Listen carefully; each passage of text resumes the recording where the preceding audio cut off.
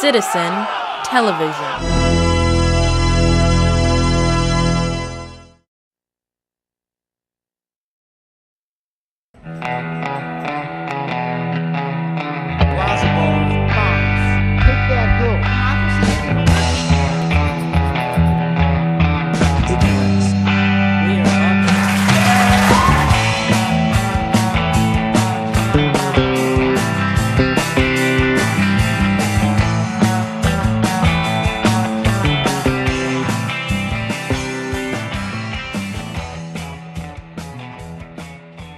Independent media is the hope.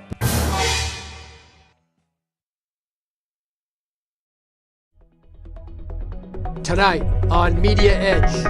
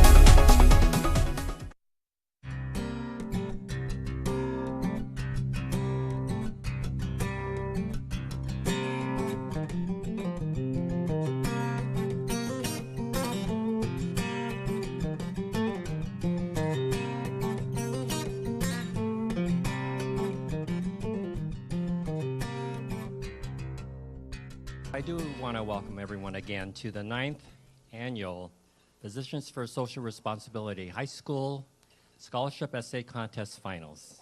And we really want to congratulate all of the 10 finalists.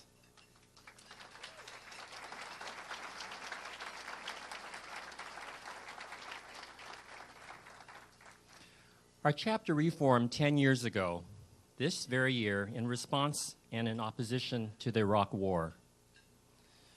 Through the vision and support of Bill and Diane Durston, this contest was first offered in 2005, providing students with an opportunity to tell us how they would address some of the most pressing questions of our age.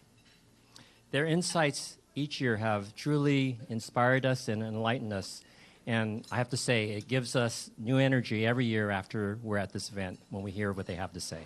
So we thank you. Many of you know that National Physicians for Social Responsibility was formed now over 50 years ago in response to the threat of nuclear war.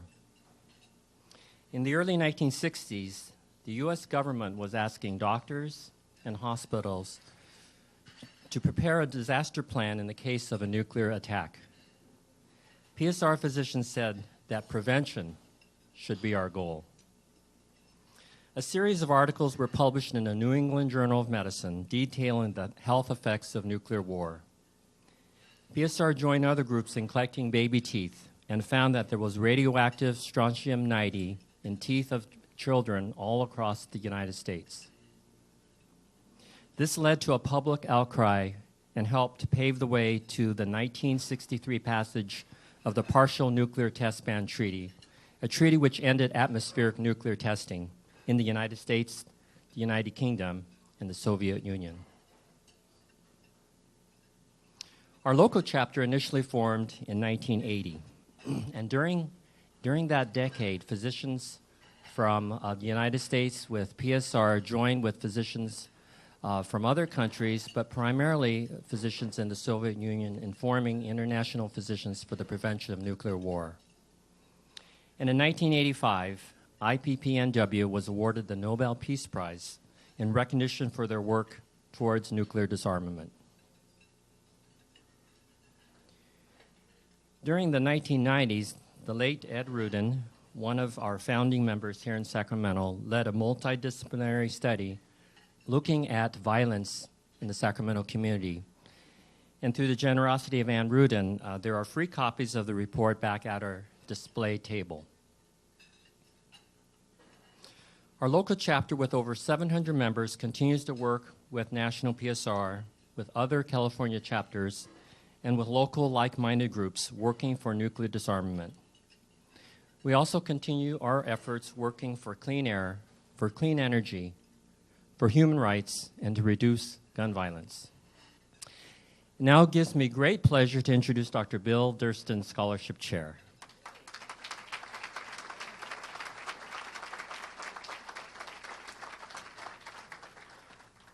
Thank you, Harry, and thank you all for coming. This is wonderful turnout. We're so pleased that you've all come to really, what we're really here for is to honor the students and to listen to their thoughts. As Harry mentioned, this is our 9th annual scholarship essay contest, and with the scholarship awards we'll give out this evening, which will be $15,000, it'll make $90,000 that we've given out over the past 9 years.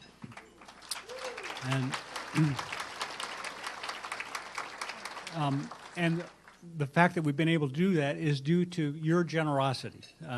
And as you listen to the students' presentations tonight, I think that you'll again realize what a worthwhile effort this is. We get input from membership on the prompt every year, and we decided actually on December 8th of 2012 to use a quotation that was published in the journal Pediatrics by the American Academy of Pediatrics this year for our essay contest prompt.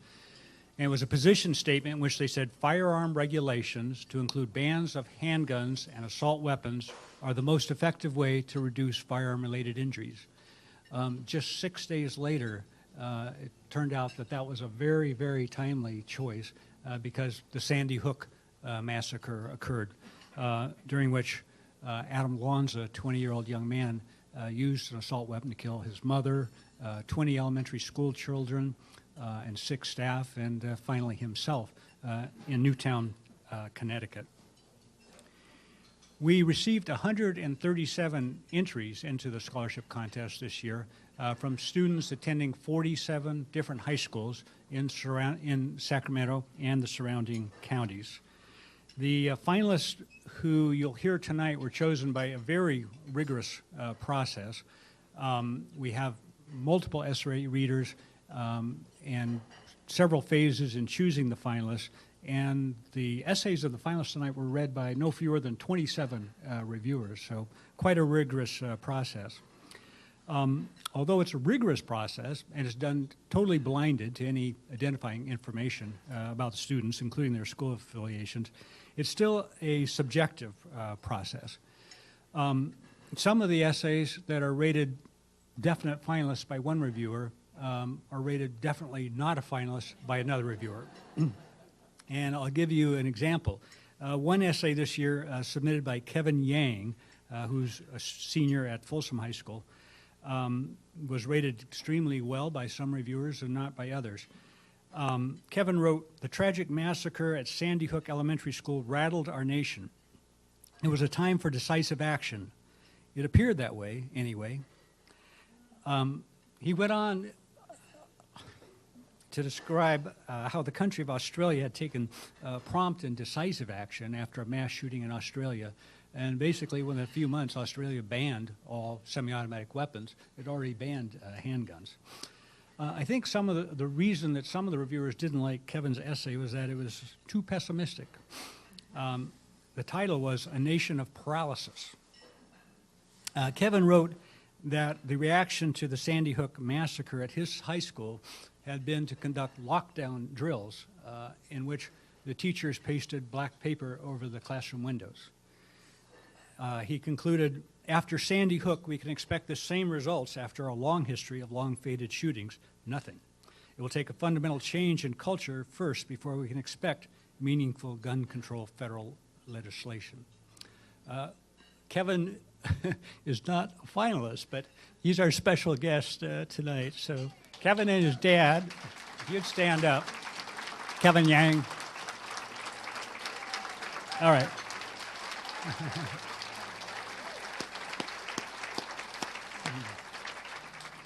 We made the final decision on the finalists before the Senate voted on the package of firearm bills. I think had we waited, things might have been different for Kevin.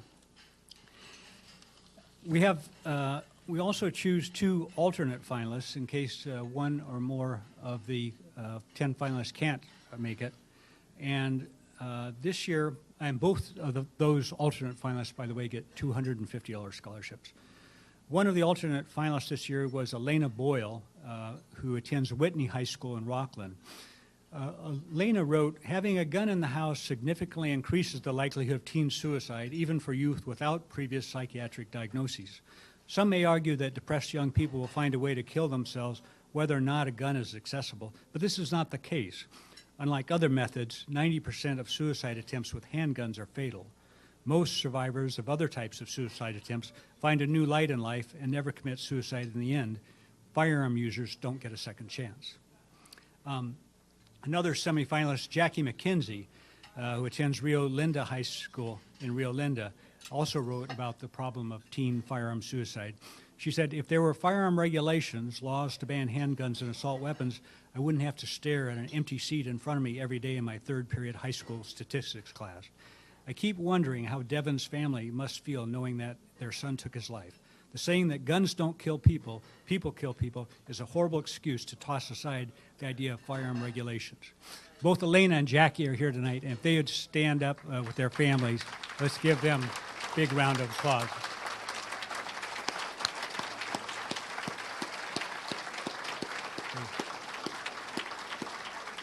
And Jackie's back there. So now we're ready to hear the essays of the 10 students who are the finalists. And by the way, you'll note in your program that 4 of the students are from C.K. McClatchy High School. And as I mentioned before, we got essays from 47 different high schools in Sacramento and surrounding counties. We choose the finalists completely blinded to the names of the students or what high schools they're from.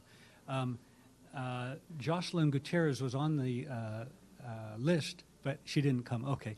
Anyway, she's a counselor at C.K. McClatchy. The counselors have a big part in getting the kids interested in the contest. So obviously they're doing something right at C.K. McClatchy and stimulating critical thinking by their high school seniors.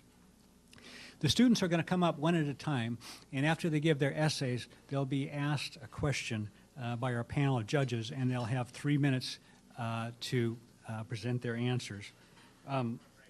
We have an extremely distinguished panel of judges this year. We have only limited space in the program, and really what we've written in the program doesn't start to do justice, but I'll just introduce them briefly.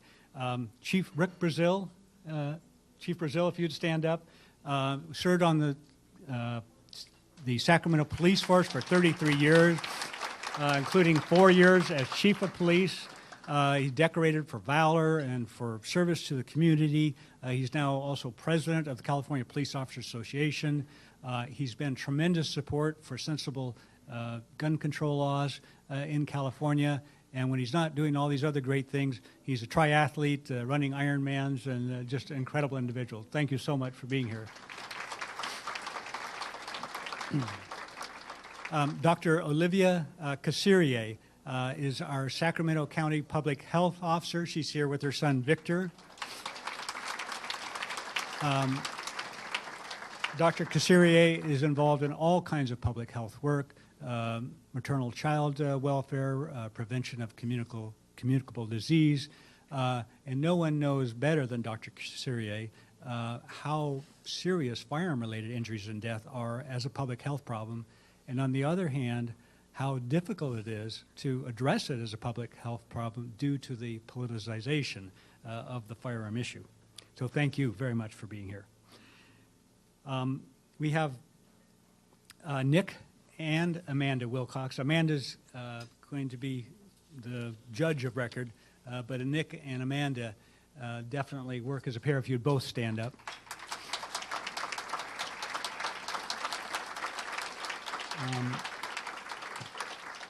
As it says in the program, their beautiful, precious daughter, Laura, was killed in 2001 in a mass shooting in Grass Valley. They have been tireless advocates for sensible firearm legislation. They've been tireless advocates for improvements in the mental health care system. And they've been tireless advocates to ban the death penalty.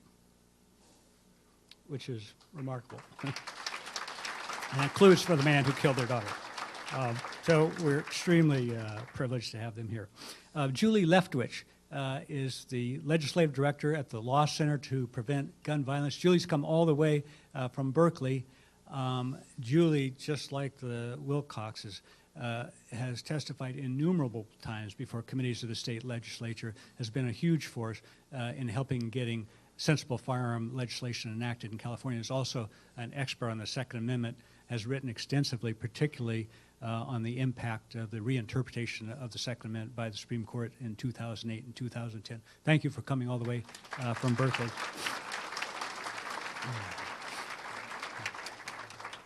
Last but certainly not least is Mayor Ann Rudin. Without a doubt, Sacramento's most beloved mayor.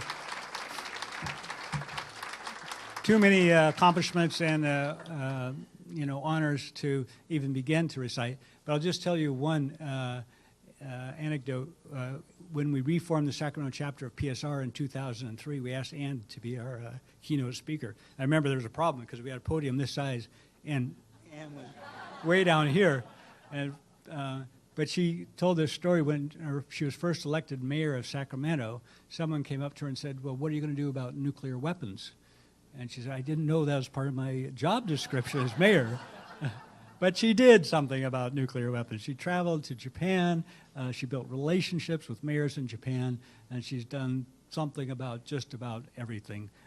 Gay rights, campaign finance reform. She shepherded the conversion of military bases in Sacramento area to civilian use, and so on and so forth. We're tremendously honored to have Ann Rudin here as one of our judges.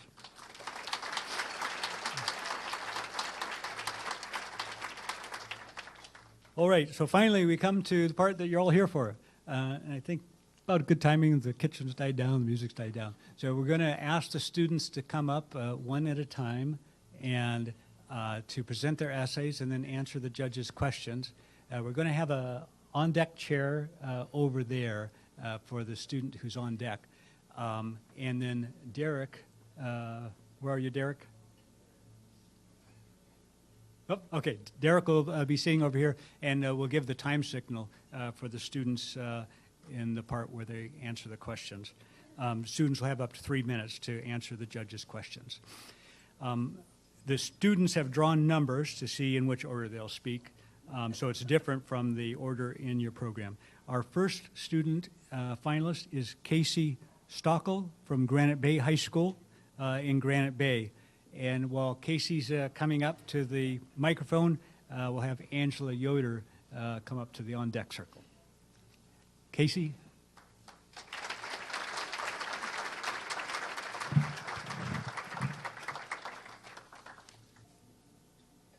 Please give a moment of silence to the children who never got to graduate, the ones who dreamed of becoming firefighters, doctors, and ballerinas, the ones that never got to open their presents Christmas morning.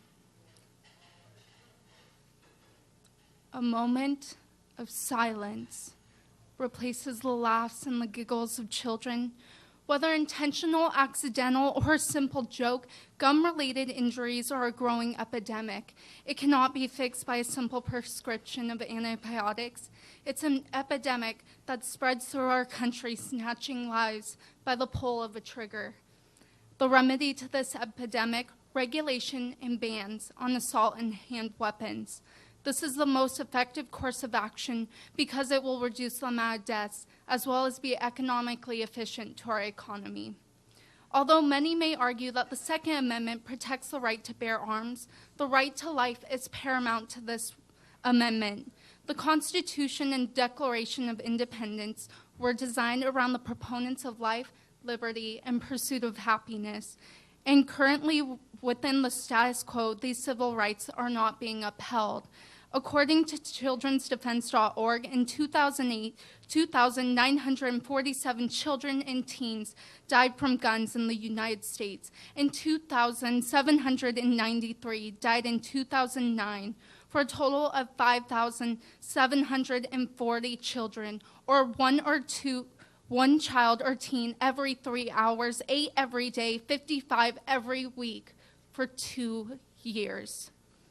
Children are the future of America, but with the amount of gun-related deaths, mass shootings, and suicides, the odds of surviving to adulthood are dwindling.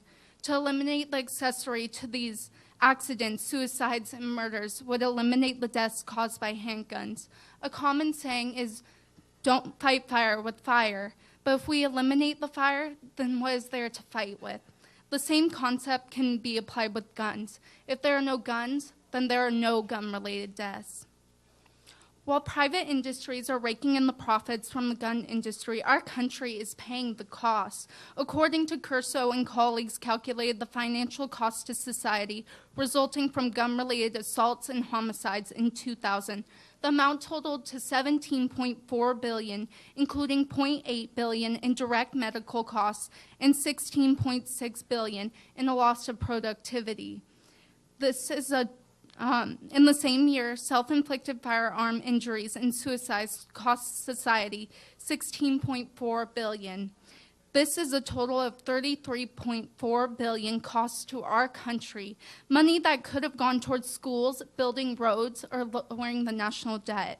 Currently, companies that have ignored gun law regulations and disregard the waiting period are being rewarded. It's time to give justice to the lives who would have been saved if the companies enforced these rules. Not only would we be able to save innocent lives, but help our economy through firearm regulation. In recollection of the Sandy Hook incident, President Obama stated, "Our hearts are broken today. As a country, we have been through this too many times. As a country, we need action now. We cannot allow ourselves to let these innocent children die in vain. With action, we will come closer to ending these moments of silence." Thank you.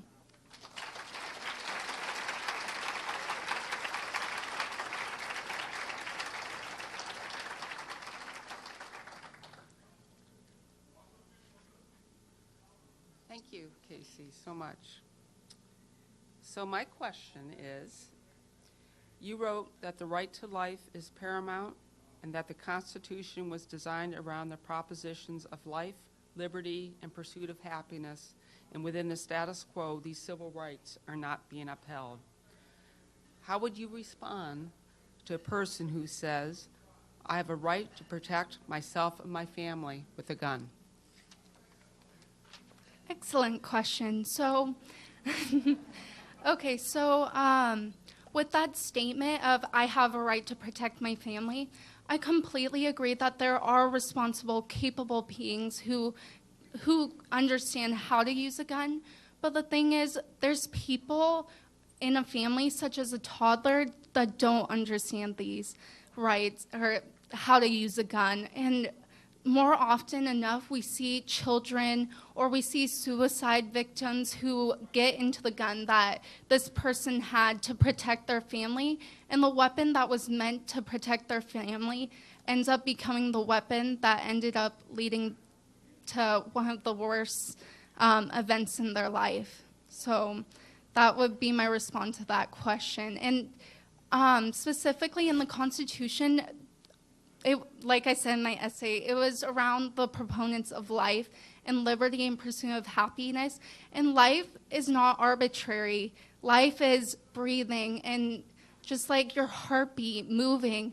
And when you say "I have the right to have a gun," you see the right of life is paramount to the right of owning a gun, because everyone who comes into this world and is born has the right to breathe air, to live life. So we can see how that right is paramount to this.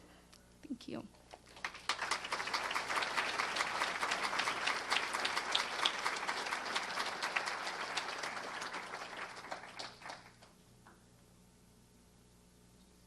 All right. Thank you very much, Casey. And Angela Yoder is our next student speaker, finalist from Folsom High School in Folsom. Angela, if you'll come up to the mic.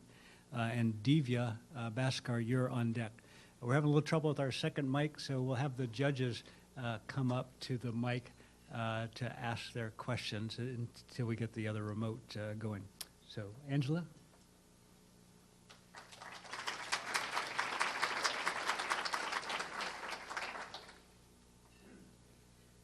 On December 14th, 2012, two tragedies struck our world. In Newtown, Connecticut, an armed gunman entered an elementary school and killed 20 children. On the same day in China, a man, unable to purchase any guns due to stringent restrictions, attacked a school with a knife. No one died. This discrepancy shows clearly the problem with guns our country is facing. No less than 16 mass shootings occurred in 2012 alone, leaving 88 people, many of them children, dead. This does not include those killed individually by guns, which would be upwards of 30,000. Clearly, it is time to consider gun control. Many pro-gun advocates tout the motto, guns don't kill people, people kill people. However, the statistics may disagree. As displayed earlier, guns increase the likelihood of death if used in place of another instrument. There are studies showed that guns stored in the home is associated with a 3-fold increase in the risk of homicide and a 5-fold increase in the risk of suicide. These combined with the fact that America has very low gun restrictions point to a serious problem. In over 50% of our states, there are no requirements for a license to carry a gun, limits on bulk purchases, requirements for gun shop record keeping, background checks, laws concerning the gun show loophole, restrictions on large capacity magazines, nor controls on guns in public places. Many of these basic restrictions are implemented in countries in Europe. For example, in Great Britain in 2012, a total of 155 people died of gun violence. Taking into account population, they also have half as many guns. This translates to, on a per capita basis, 450% fewer people die of gun violence in Great Britain than here. This promotes the argument that fewer guns equals fewer deaths. On the other hand, however, the gun culture is very prevalent in our society, making it difficult to pass or implement gun legislation. In some areas, it is believed that the Second Amendment bars restriction of firearms. The NRA encourages this because it helps their backers, namely the countries who manufacture guns. The Republican Party is also pro-gun, and even if they become a minority, they still have the power to hinder the gun debate. As a result, any radical change could be stopped in its tracks. There is no simple solution to this problem. We can't ban all firearms, that is true. That does not mean that there aren't other effective solutions. We can support less invasive, gradual regulation, create more after-school programs that could keep kids out of gangs, incorporate a more comprehensive mental health care system, and restrict young children's access to media that glorifies violence. With these solutions, we can achieve the short-term goal of fewer guns on the street and the long-term goal of changing opinions about the necessity of guns. Through education and regulation, we can save the children who become the leaders, the scientists, and the inventors of tomorrow.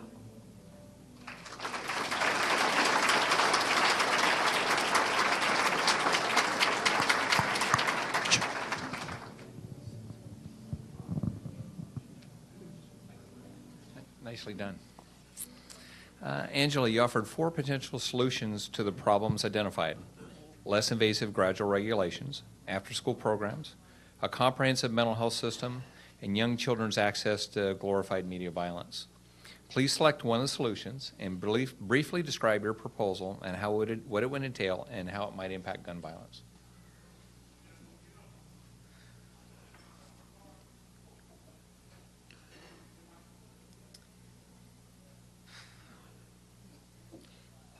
I believe after-school programs would create a very good way of keeping guns out of the hands of children.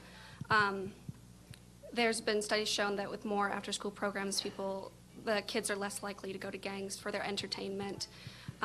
Things like sports and after-school tutoring keep people interested in things like school that keep them out of dangerous gun-related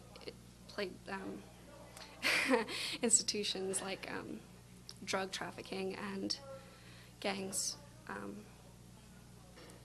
I think that would be a very effective way to help many of our problems in society, not just guns.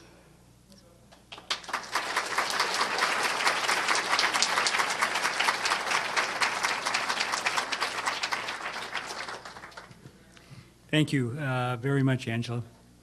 By the way, the question part is always the most anxiety-provoking, not just for the students, but also for the audience. We had comments from the audience. This year we tried something a little different. We got We asked the judges to submit their questions ahead of time and gave the students a general idea of the scope of the questions, but not the specific questions. These are questions which we would like to ask the judges to answer once the students have stopped speaking. Obviously, as a generation, we've not been able to answer it very well, or we wouldn't be having this discussion here. So I think, though, what you hear from these students today, compare it with what you're hearing from our political leaders in Washington, D.C., and the students will rank very highly. All right. Our next student speaker is Divya Bhaskar from Rio Americano High School in Sacramento, and on deck is Kyle Thielen. Divya?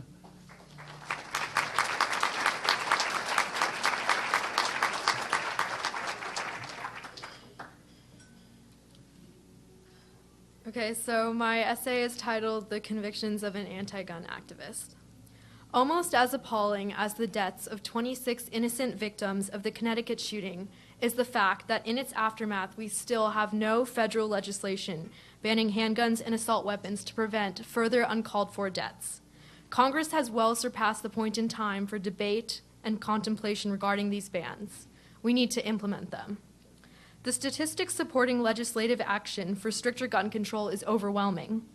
According to the U.S. Centers for Disease Control, 5,740 children and teenagers were killed by firearms in 2008 and 2009. A gun within a household results in a higher likelihood of a death of a family member than the death of an intruder. Globally, the United States has the highest number of firearm-related deaths compared to any other high-income country. In the United States, children are 13 times more likely to be killed by firearms than children of other developed nations, such as Italy. Statistically speaking, stricter firearm regulations are necessary to ensure a safer environment for the general public. The National Rifle Association wields the Second Amendment as its major counter-argument against these rising numbers. Though the Supreme Court upheld the Second Amendment, historical evidence renders this amendment obsolete. The Second Amendment originated when colonies depended on everyday citizens to form local militia. Today, the United States has a well-established military, so citizens need not carry these weapons. This amendment also enabled state militia and plantation owners to prevent slave rebellions. To argue that the Second Amendment establishes the right to bear arms in today's context would be ridiculous. After all, America is a leader in progressivism, not a country that clings on to archaic, unreasonable practices. Other proponents of gun ownership argue that citizens may possess firearms in case the government abuses its authority. This seems like a valid point, but only because Americans have adopted a romanticized mentality about guns. We think that the only solution is to fight fire with fire. Naturally, this only results in more violence. There are other ways to fight back without resorting to firearms. While the media and video industries glorify the use of firearms, our society largely underestimates the power of peaceful protest. In the past, writers have mitigated social injustices and have completely revolutionized the standards of industries through works like The Jungle. Women and African Americans battled for suffrage, utilizing the power of speech as their strongest weapon. Gandhi liberated an entire nation without the use of a single firearm. As a society, we need to change our perception of security and safety. For if we take no action regarding gun control, then we will continue to hear about the deaths of innocent children and people. Frankly, the next time I turn on the news, I would like to hear Congress passing bans on firearms instead of more uncalled for deaths. If we can learn anything from the past and statistics, it is that strong determination triumphs over firearms in the struggle to attain peace. Thank you.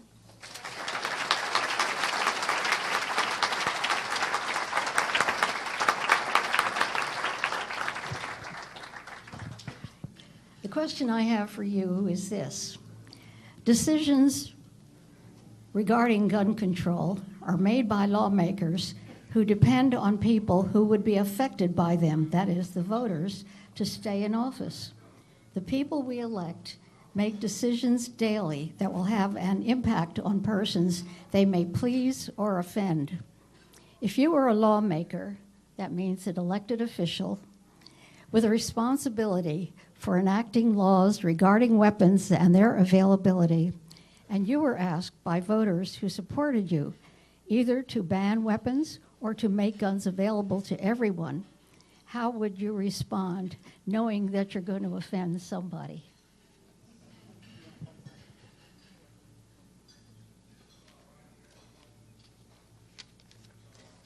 Okay, well, I know that legislators have a very difficult job balancing the interests of lobbyists versus their own purposes of morality. I think as a lawmaker, I would take a very specific approach while drafting laws. I'd start very small with implementing things like stricter background checks, advocating more programs for mental health so we can kind of eliminate the social stigma associated with mental health to encourage more people to identify that and take care of it. I think that even though you know that you are going to offend some people, you have to be able to draft something that will make society better as a whole and protect not only the rights of your voters, but the rights of minorities, such as children and teenagers who can't vote.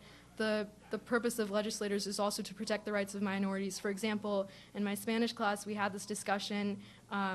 We voted, would you rather have our teachers carry guns around the school to protect us and have a gun zone, or would you rather just no one have guns? And we all voted, we would like to eliminate firearms. And as most of us are 17, I mean, I've just turned 18, we can't vote for that yet. And so I think that while legislators need to depend on lobbyists, they also need to write laws that will protect the rights of everyone and go along with their morality. So thank you.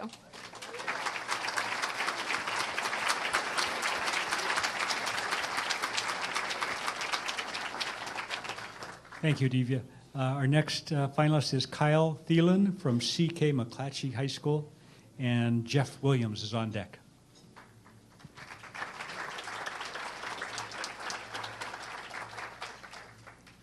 On December 14th, 2012, the world watched in horror as 20-year-old Adam Lanza shot 20 first-grade students and 6 faculty members at Sandy Hook Elementary School in Newtown, Connecticut. As he made his way through the school, Lanza shot anyone he encountered, ignoring the desperate pleas of teachers attempting to save students' lives. Of the 2 classrooms of children he massacred, 1 child survived. A 6-year-old girl laid in silence on the ground next to her bloodied classmates, pretending to be dead. When all grew quiet, she fled the school grounds for safety. Eventually reaching her mother, she softly said, "Mommy, I'm okay, but all my friends are dead." The Sandy Hook Elementary School shooting is not an isolated incident. Since 1982, there have been 62 mass shootings across the country, with 7 occurring in 2012 alone. Interestingly, of the 143 guns possessed by the killers, more than 3/4 of them were obtained legally. Their arsenals included dozens of assault weapons and semi-automatic handguns with high-capacity magazines. The average age of these killers was 25, with the youngest a mere 11. And importantly, the majority of them were mentally ill, and most displayed signs of it before they set out to kill. America has long been heavily armed relative to other countries. Thanks to a legislative landscape shaped by pro-gun groups such as the National Rifle Association, today there are over 300 million guns in the hands of a country with private citizens a little over 314 million. How relevant is the Second Amendment today, which in full states a well-regulated militia, being necessary to the security of a free state, the right of the people to keep and bear arms, shall not be infringed. Our founding fathers included the Second Amendment to protect our newfound freedom from the British. And though we are granted the constitutional right of gun ownership, the founding fathers could not have fathomed the deadly sophistication of today's weaponry. Certainly at the core of our gun-wielding epidemic is accessibility. Things are slipping through the cracks. To illustrate, it is possible today to attend a private gun show and purchase a gun without a background check. It is time to enforce existing laws and to enhance and rework those that are broken. While increased gun control will not eliminate the threat of gun violence entirely, the truth is simple. Countries with stricter gun control laws have fewer gun-related deaths. The statistics of Australia, Canada, Japan, and the United Kingdom prove it. Real progress will require transcending hardened politics. Gun rights promoters have framed background checks as an assault to their constitutional rights. Yet, with mental illness the leading precursor to the mass murder of innocent men, women, and children, our political leaders will simply have to advance the argument in a thoughtful, evidence-driven manner especially as it comes to funding America's dangerously and shamefully gutted mental health care system. It seems an easy enough call when faced with the imagery of more bullet-ridden children. Thank you.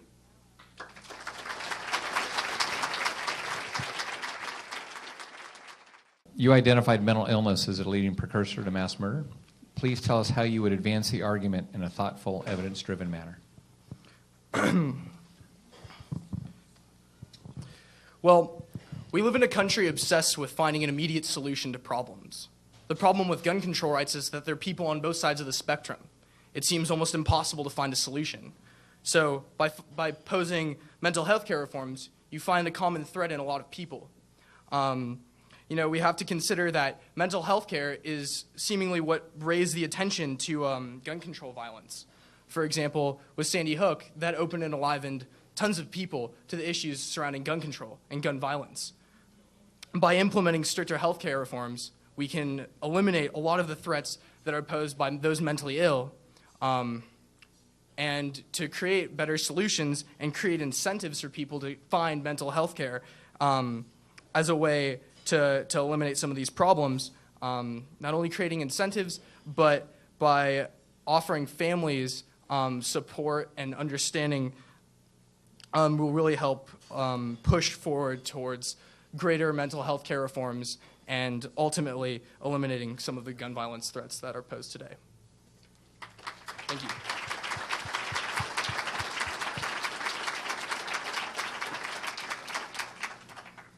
Thank you, Kyle. Our next speaker is Jeffrey Williams from Granite Bay High School in Granite Bay. And on deck is Faith Lemire Baton.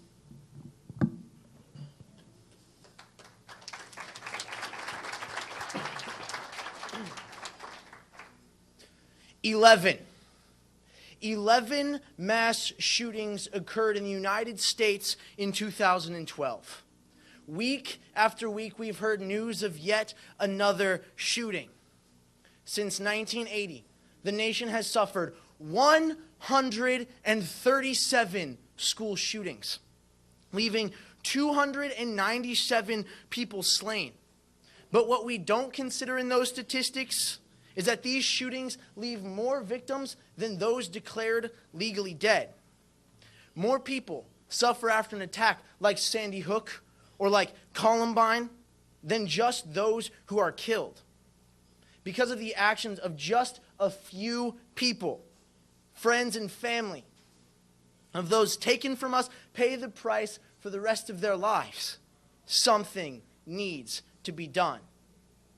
Society rings with desperate cries to protect our people.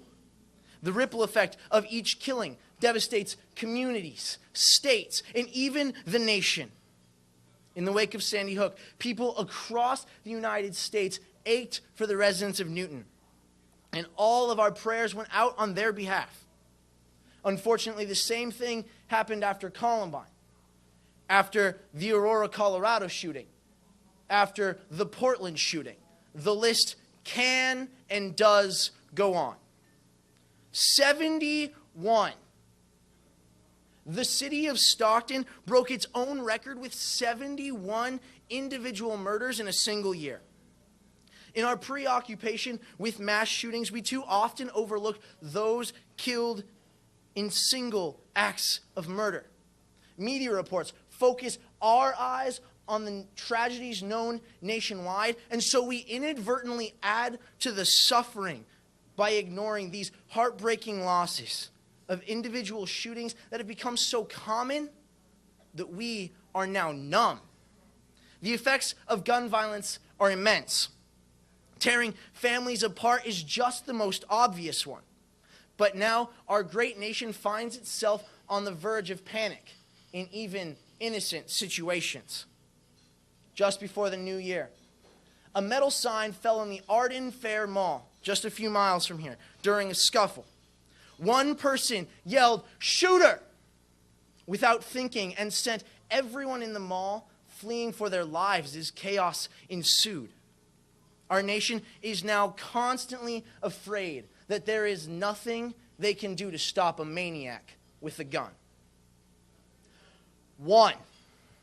One weapons ban is all that we need. It is the single action that can remedy the illness that plagues us. Almost all weapons used to kill are obtained through a legal or not explicitly illegal manner. Adam Lanza took the weapons he used from his mother's closet. And his mother, who was one of his victims, had legal reasons for owning those weapons. Our government can and our government should do everything possible to prevent gun violence from happening.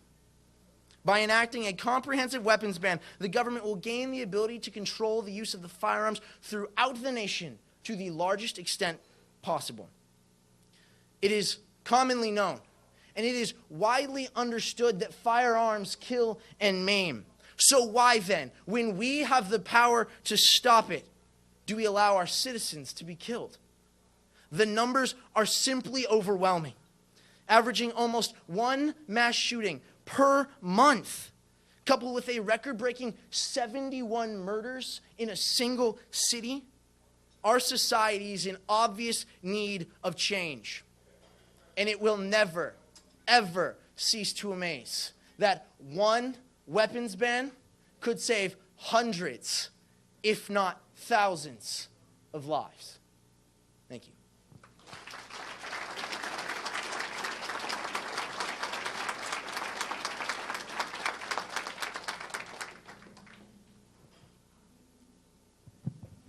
Hi, Jeff. Great job. Our government can't ban all firearms, unfortunately, because of a ruling made by our Supreme Court in 2008, where the court said that law-abiding citizens have the right to possess a handgun in the home for self-defense. So that's the law of the land. Given that, though, what do you think that young people in particular can do to counteract the incredible influence of the NRA and others who are so opposed to any sort of government regulation of guns? I believe that what we, even as the competitors or as young people, can do is perhaps the most important job that we can take on is advocacy in our government, because we are a representative democracy, and our politicians are obligated to at least listen to what we have to say. And whether or not they act on it, it still gives us the right to voice our opinions and voice what we need to do. And according to the Center for American Progress in the most recent election, the 18 to 25-year-old group of people was the most sought after political bloc. Now, what we can do is we can take the power that we have as 18 to 25-year-olds as that voting bloc and exercise our voice and tell our politicians what needs to be done. This is not necessarily an issue primarily of pragmatism, but an issue of morality. And we need to take a step and say, this is what we believe, and this is what you need to do. So we as youth, if we voice our opinions, we will change the world.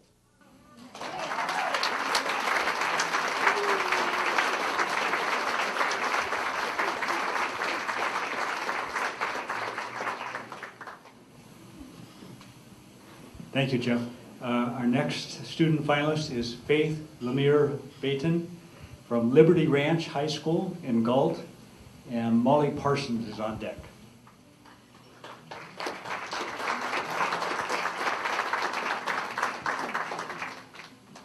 Good evening. I saw my uncle get killed this weekend. They shot him. He died right there. My dad got really mad. That's what first grader Tommy told my mom, his reading specialist. He often conjured up far-fetched tales, like wrestling a bear, commandeering a tank, and fighting off wild dogs, so my mom took his story in stride. Then he burst into tears. Inconsolable, Tommy was escorted back to his classroom, where the teacher confirmed that Tommy had indeed seen his uncle shot and killed at a family gathering. The article read, "The absence of guns from children's homes and communities is the most reliable and effective measure to prevent firearm-related injuries in children and adolescents." The injuries here mean physical harm, and I agree with its analysis. But Tommy experienced a different gun-related injury. When children like Tommy witness family gun violence, it leaves a psychological injury like no other. As the article addresses, the physical injuries are all too real as well. Though teenage firearm-related deaths have declined, it is unacceptable that the United States continues to have, among high-income countries, the highest rate. As a tutor for 4 years, I am disturbed most by the statistic that risk factors include poor academic performance.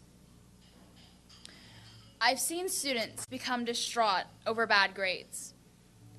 Of my 30-plus students, there's a handful that give me worry. The 8th grader who struggled in 3rd grade math, the depressed student whose family offers little support, the frustrated student who seldom keeps his appointments.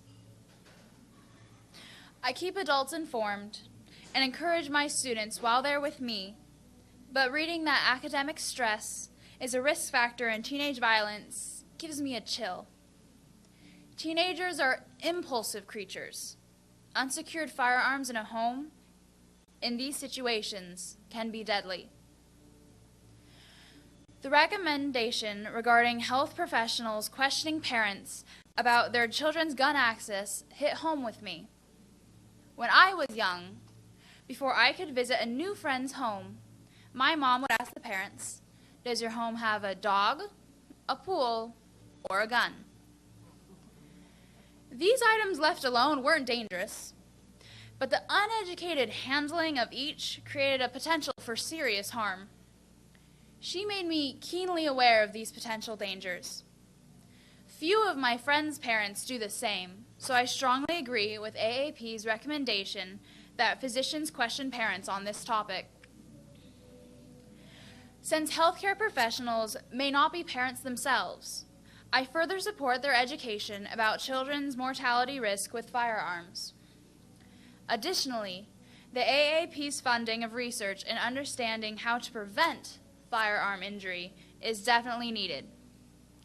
And just as there are safety regulations that require fences around pools and leashes on dogs, I agree with AAP's support of regulations about access to firearms. Potentially harmful items need regulation. Lastly, the article's affirmation that the most effective measure is the absence of guns from homes and communities cannot be strongly stated enough. The absence of a gun from Tommy's family gathering would have prevented not only his uncle's life-ending injury, but young Tommy's psychological injury as well. Thank you.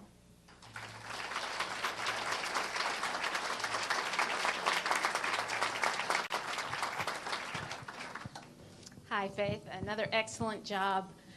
One of the things that you touched upon in your essay was the devastating impact that gun violence can have on kids and their performance in schools. Mm-hmm. What do you think schools can do to help protect kids from gun violence without interfering unnecessarily with the privacy of families? Thank you. We do struggle with creating a line between what's okay for schools to do and what's not okay. I'm in multiple clubs where we have to be in contact with families to make sure that everyone's doing their job properly, and there are some times where people just aren't okay with that. And that's strictly talking about participation in school activities. Now, when it's something touchy like, gun control, then that's something that you have to talk to students about first, get them curious about what was going on, so then they'd go and talk to their parents. That's not something you can skip over the students and go directly to parents, because then students will not listen. Sorry, they won't. But at my school, we do Socratic seminars, and I'm sure the high school students groaning, Socratic seminars. But we do Socratic seminars in my English class, where we're told to bring in articles about a certain topic, and then we debate about them in a humane environment. And the most recent one was gun control. And I think, and I have dinner table conversations with my parents all the time about things like gun control, but I think for many students there, even in an advanced English class, they don't have those conversations with their parents. So after going through that seminar, I hope that many kids went home and asked their parents about what they thought about gun control. And I hope that parents responded with, just as pools need fences and dogs need leashes, gun control is a necessary thing. Thank you.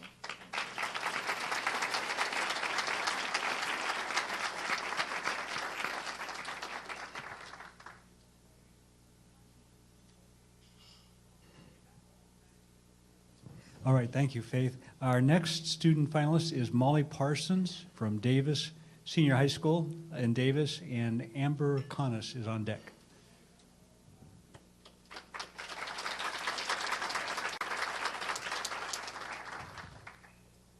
On December 15, 1791, the United States ratified the Second Amendment, which states, "A well-regulated militia being necessary to the security of a free state, the right of the people to keep and bear arms shall not be infringed. Under the Bill of Rights, citizens have the right to own arms for the individual use. Since the implementation of the Second Amendment, it has been constantly used in many arguments in favor of less firearm regulations. At the time of its ratification, it was logical and reassuring to Americans because it protected them from the tyranny of a standing army and other turmoils that tend to arise during the early years of a country forming. However, this is not the early 1800s, this is 2013. As Americans, we no longer fear that the standing armies will take over our country or that the Bill of Rights will fail us. While the right to bear arms has not become completely obsolete, it requires various adjustments in order to effectively protect Americans. During the Revolutionary War, the standard musket had poor aim, could fire on average 3 shots per minute, and required constant reloading and maintenance. Guns have advanced significantly since the 19th century and are now capable of providing advanced aim, requiring little time or maintenance to reload and firing significantly more rounds per minute, often over 100 depending on the gun. These handguns and assault weapons of today are astronomically more dangerous than the muskets and other guns that existed when the Second Amendment was created, and subsequently require more regulations and restrictions on ownership. As a country, we have witnessed countless murders that have resulted from handguns and assault weapons falling into the wrong hands. Those in favor of loose firearm regulations often argue that it's people who kill people, not guns. While this statement is true to an extent, it fails to address that guns heavily facilitate murder. Of the over 12,000 murders that were committed in the United States in 2012, 68% of the murder weapons were firearms. As a country, we have witnessed massacres at colleges, movie theaters, shopping malls, high schools, and even elementary schools. We have seen countless innocent men, women, and children gunned down by murderers who have often lawfully obtained their firearms. As a country, we have wept for the enormous loss of life that results from these tragedies. We all know that these massacres and murders have one common link. The perpetrator used handguns and assault weapons. Yet we allow these dangerous weapons to be sold. It is overtly clear that the most effective way to reduce firearm-related deaths and injuries is to implement more restrictions on firearms. But in spite of our country's reaction to the recent increase in firearm-related injuries and deaths, it comes down to a single question as to why we haven't created stronger regulations. Have we done nothing because we are ignorant of the facts or apathetic towards the victims and their families? Thank you.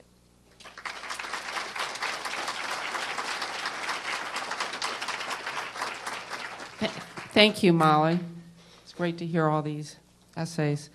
My question for you is, some Americans continue to believe that our citizens need unrestricted gun rights and no federal gun registry to counter and potentially overthrow a tyrannical government. Is this reasonable?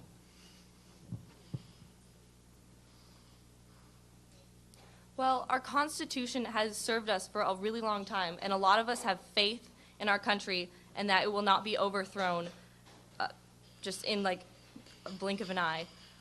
At the time that the Second Amendment was being drafted, the framers knew that Americans feared that the country would be taken over or that it would be another tyranny like that of Britain's. It is not a logical idea to think that our country will be overthrown and that we need handguns in order to protect ourselves. We have a very good system that keeps us safe, and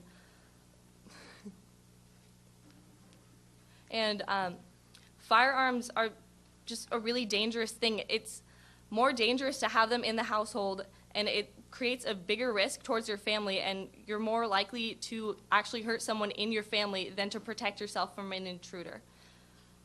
The idea that a firearm would help you from your country being overthrown is, quite frankly, illogical.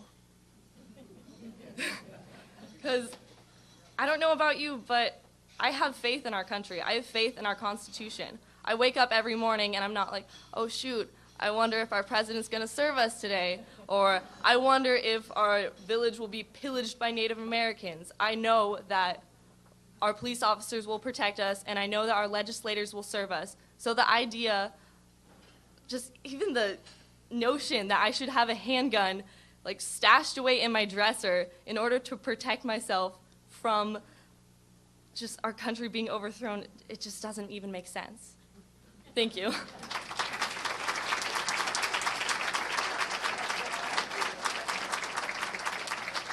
Thank you, Molly. Our next finalist is Amber Canas from C.K. McClatchy High School, and Lucas Brown is on deck.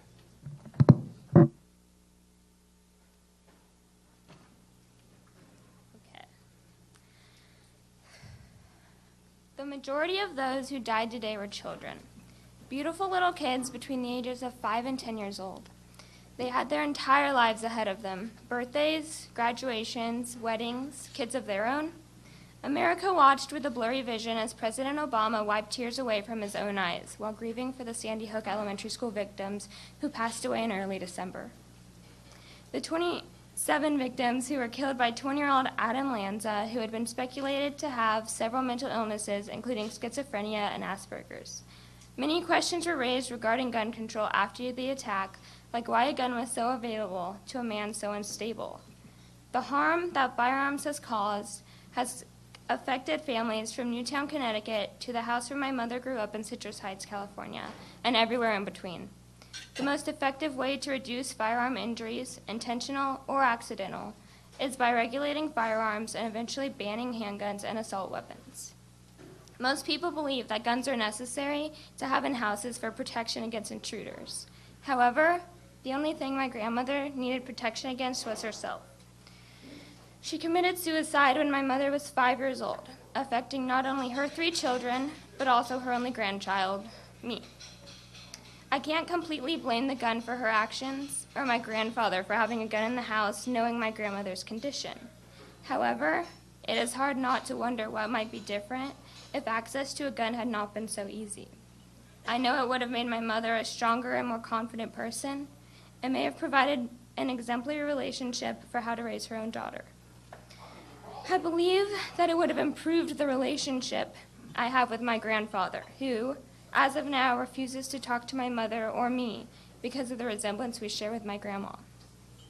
And I know that because of this one incident, this one gun, things are much different than what they could have been. If my grandmother had not been left with a gun that day while everyone else was off at work and school, she might still be here. Americans on a national level will continue to view the Sandy Hook Massacre as a dark moment in American history for years to come. But on a more personal level, the families of the 38,000 people who commit suicide in 2010 will also be affected like me decades later. By reducing the number of firearms in circulation through stricter regulations and an eventual ban of handguns and assault weapons, we can help prevent all kinds of tragedies from occurring and encourage people to seek help instead. We are a nation of change and improvement, and we must show that by implementing stricter gun regulations. Thank you.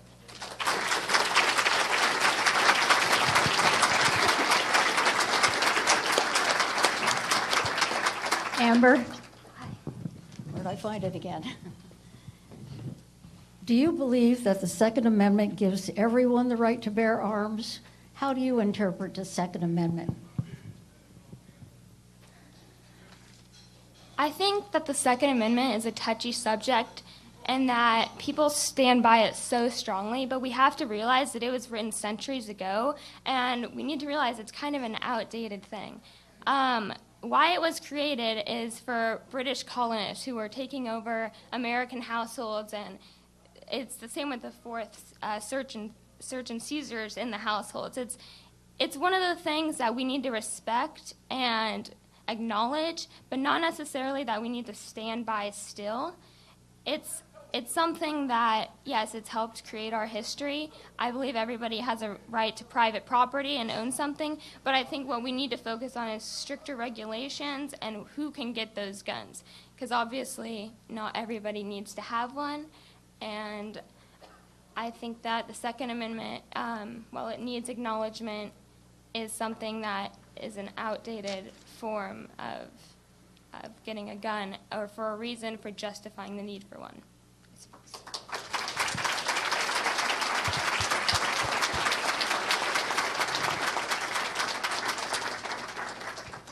Thank you, Amber. Our next finalist is Lucas Brown from C.K. McClatchy High School, and Ella Beckman is on deck.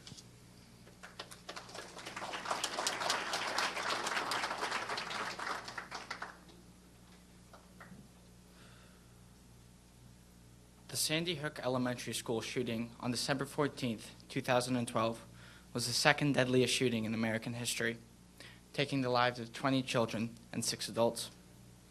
The shooting has horrified the country and provoked the largest push for stronger gun control regulations since the federal assault weapons ban of 1994. On January 16th, 2013, President Obama proposed a plan to pass new gun control laws. The proposed measures included banning assault weapons and armor-piercing bullets. Although the proposal represents a step in the right direction, it does not go far enough. The American Academy of Pediatrics published an article in 2008 in Pediatrics where they argued that firearm regulations, to include bans of handguns and assault weapons, are the most effective way to reduce firearm-related injuries. The coming debate over gun control will affect the values our nation holds for the present and the future. Any action other than the most effective is a betrayal of the victims and their families. An understanding of the scope of the firearm-related injury and fatality epidemic is necessary to realize the drastic steps that need to be taken. Firearm injuries and deaths disproportionately affect our youth. According to the American Academy of Pediatrics, homicide and suicide are the second and third leading causes of death, respectively, in American teens aged 15 to 19. Over 1/4, 28.7%, of injury deaths in 2009 of teens aged 15 to 19 involved a firearm. The deadliness of firearms make for a dangerous combination with the impulsive behavior of teenagers. Suicide attempts involving a gun have a 90% mortality rate. Opponents of gun control measures often challenge the effectiveness of gun control laws. They cite misleading studies or cultural differences between the U.S. and other nations. Australia provides an excellent case study.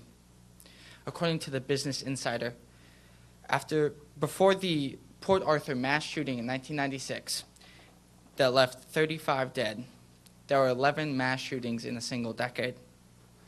There have not been any since, and the gun-related homicide rate has steadily declined. They accomplished this by instituting a complete ban on assault and semi-automatic weapons. The United States lacks gun laws, stand in contrast to other developed nations in the world. The United States has a much larger firearm-related death rate than any of the other developed nations. In 2010, there were 10.2 firearm-related deaths per 100,000 people in the United States, compared to just 0.25 in the UK and 2.13 in Canada. 2010 saw the United States average 30 gun homicides per day, compared with Australia's 30 all year. The American gun problem is an epidemic that took the lives of 31,076 people in 2010, according to the Law Center to Prevent Gun Violence. It is a problem we can no longer hide. It will not solve itself if we ignore it long enough, nor can we wait for someone to solve it for us. It requires strong action and a willingness to put the safety of the public above the political power of the gun lobby. Thank you.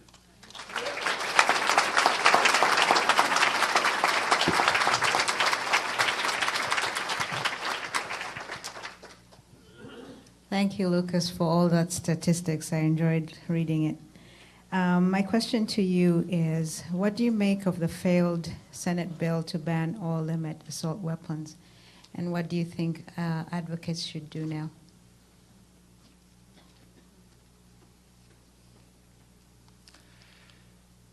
In our representative democracy, all political change comes from the voters choosing who they put in office. According to a ABC News and Washington Post poll earlier this month, 55% of Americans support an assault weapons ban. When the Senate does not support the same assault weapons ban that the majority of the American people do, it's time to vote in a new Senate.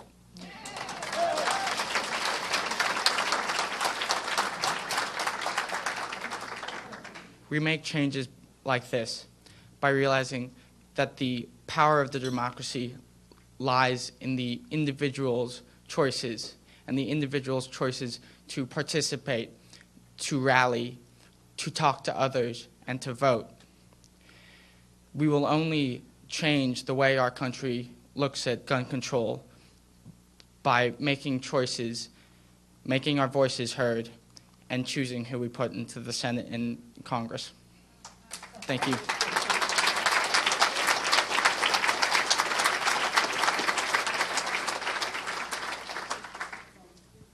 Thank you, Lucas. Our final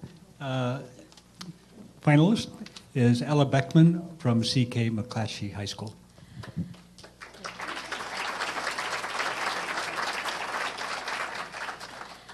Okay, it's going to be hard to follow everybody up. You've all done a really good job, but I'll try. My essay is titled, "These Dangerous Toys." Stephen King recently wrote, following the tragic shootings at Sandy Hook Elementary, "How many have to die before we give up these dangerous toys?" This is an interesting question. Is it 85, the number of Americans every day who are shot and killed, either by their own hand, that of a family member, a friend, or a stranger? Is it 31,328, the number of gun deaths in America in 2010? Are these enough to spur our action, or will we hide behind the slogan, "Guns don't kill people, people kill people"? Or is that number 151, the number of people injured or killed in mass shootings in America in 2010, including the tragedies at Aurora and Newtown? Can these latest tragedies bring reason to Americans and increase gun control measures? Will we be able to see reason, see the clear connection between gun ownership and gun violence, or will we continue to cling to our guns? Looking at the facts alone, there is no doubt that there's a positive correlation between gun ownership and the chances of being shot and or killed by a firearm. Households with firearms are more likely to have gun-related injuries, accidental deaths, murders, and successful suicides than households without guns. A physical altercation is more likely to result in death when a firearm is at hand than when it is not. In fact, of all deaths in 2012, when the circumstances surrounding the murder were known, almost 42% of murders occurred during arguments. For the most part, killings that are crimes of passion, like murders during arguments, are more likely to occur with a ready lethal weapon, like a firearm, at hand. Gun ownership does not only increase chances of death by another's hand, but it increases the chances of a completed suicide attempt exponentially. In 2009, 3 of the top 5 states with the most guns owned per capita ranked as the top 3 states in terms of completed suicide attempts per capita. 15 of the top 20 states with the most guns owned per capita also ranked in the top 20 states in terms of completed suicides per capita. This is not a coincidence. The facts are indisputable. The presence of a gun in a household increases a person's chance of dying by a firearm. It's really simple, so when will we enact laws to reflect this? To paraphrase Dianne Feinstein, shouldn't the right for Americans to feel safe trump the right to bear arms?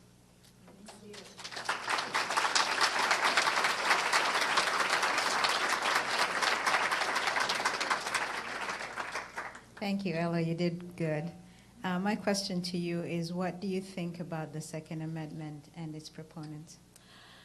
I, as my paper kind of made clear, think owning a gun is a horrible idea, but I believe it is a right, and I don't think that it's a possible thing ever that there will be no guns in America. However, like all rights in the Constitution, there should be limits on it, because in the First Amendment, we all have the right to free speech, but libel and slander aren't allowed, and I don't see how the Second Amendment should be immune to having any restrictions on it also.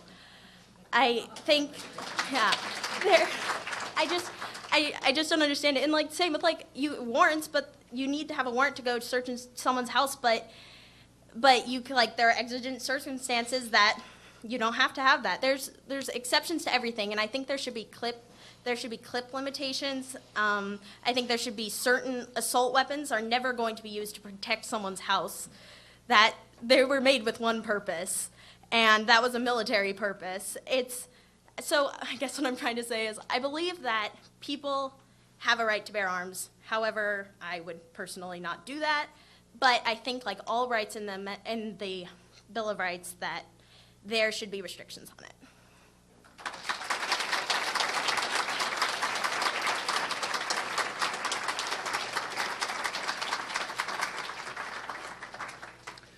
All right. Well, let's have one more round of applause for all the students.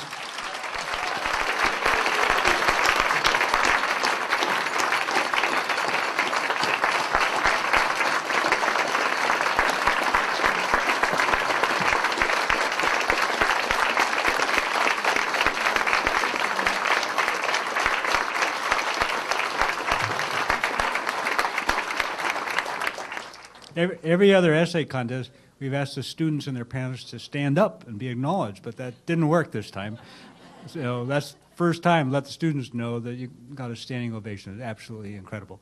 All right, at this point, we're going to take a break while the judges confer. There'll be refreshments on the table over there. All right, at this point, I'm going to ask the judges to all come up, and if you'd like to make a comment, give us the answer to your question, anything else you'd like to say about the contest, come on up. We always threaten to have the students ask the judges questions, but go on too late, so. All right. We'll start with Olivia. I want to congratulate all of the contestants. I think that the level of work that went into writing those essays, it was just exemplary.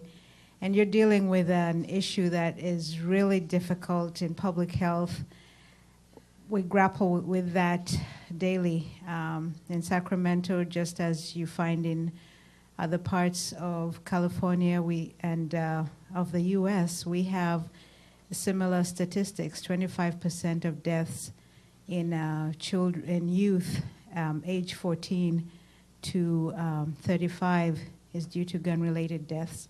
So it's something that we deal with all the time. When I see the death certificates cross my desk every single time, I know that that's a family that's affected. And from what we heard from the contestants, it's not just for the moment, but that goes on for generations, even into the third generation, where you find the family being affected by the death. So it's very sobering.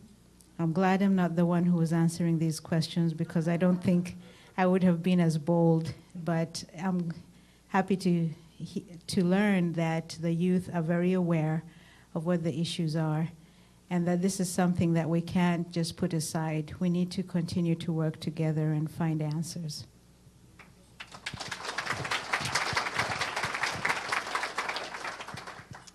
A couple of things that struck me is just how impressed I was with these kids to write these essays and to get up here and speak publicly, because it's a really hard thing to do, especially when you're young. So I was so impressed with that.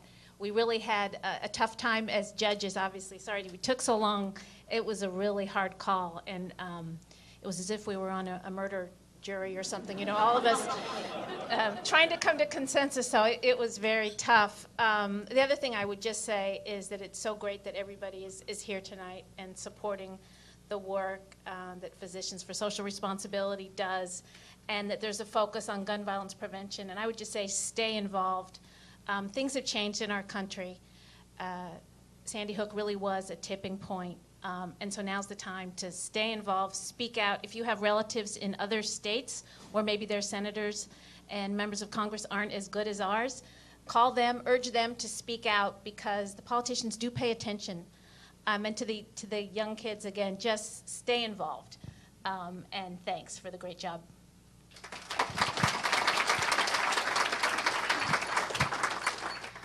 Yes, the essayists all did a wonderful job, both in the written essay and with their presentation. I was very, very impressed.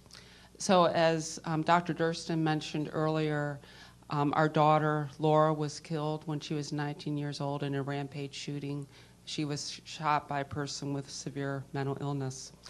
When Laura was a junior in high school, for her honors English class, she had to write a persuasive essay, and she wrote about the Brady Background Check Act. She also really enjoyed public speaking, so I could very much see her up here today doing something like this and doing a very good job. She was beautiful inside and out.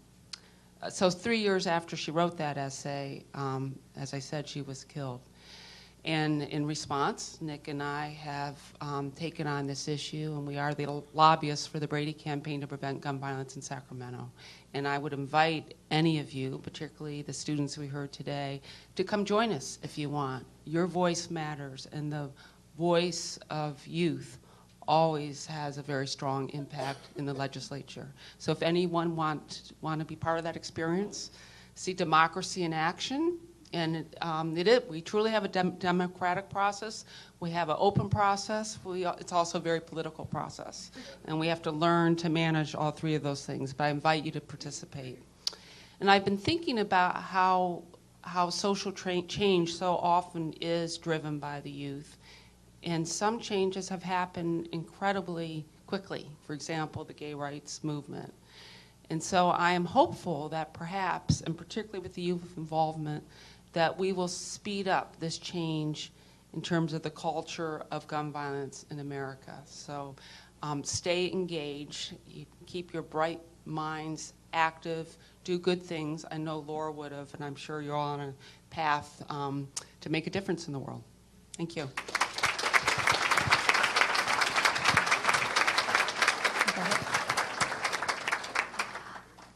I was very impressed with all of the essays that I read. It was impressive because people who had not had the experience, the direct experience of dealing with this issue with guns and so forth, were able to express their feelings so well and describe the anguish that other people go through when they've had a gun-related insult, injury to their family or to somebody that they love. They presented the facts very well. They researched a lot of the cases that they talked about, and I felt that they had a close, a good, deep understanding of what people go through when they're faced with this abomination of misuse of weapons. And that makes me even more angry with the National Rifle Association, that they are willing to put up with that kind of thing just for the privilege of owning a gun. I introduced the assault weapons ordinance when I was mayor. It was at the suggestion of the police chief, I want you to know. Not this one, but the police chief came to me one day and said, "Don't you think we ought to And he backed me up on that. But he let me take the leading role. Ought to have a ban on assault weapons. So I enacted that. I had a little trouble getting the council to go for it. What I did when I saw that I wasn't going to get the votes was to continue the issue for another week, call all of the supporters of those council members who were not willing to step up and vote. And they were present at the next meeting. And they, as was the NRA, they were all around the room with T-shirts on with my name with a slash across it. They even put up posters with a swastika. Do you remember the swastika? And it said, first Adolf Hitler, then Anne Rudin. What was the rest of it that they said? First Adolf Hitler and then Anne Rudin. Take away their guns and the rest is easy. That made me even more determined that I had to do something to curb that violence. So that's one of the stories I'll tell my grandchildren. She is definitely not Adolf Hitler or anything like it at all. Real quickly, can I get all the parents of all the participants, the alternates, and the young man from Folsom to stand up for 1 second, please? Can we give them all a round of applause?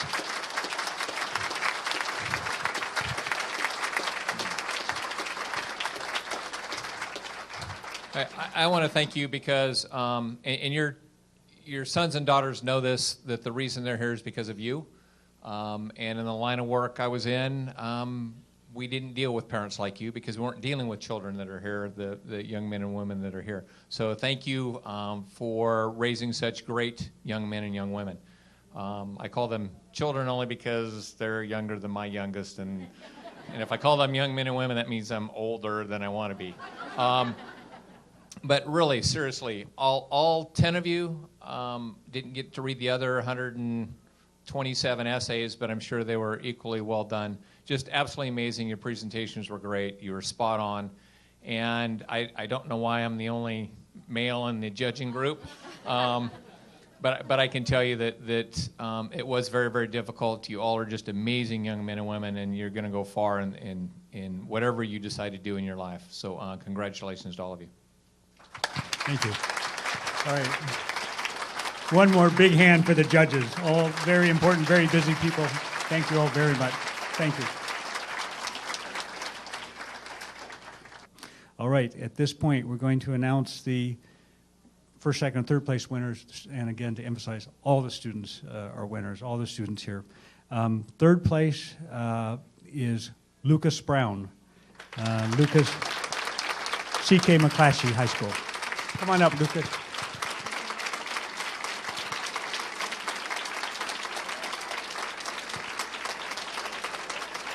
Great job, really. Second place, Kyle Thielen, C.K. McClatchy High School.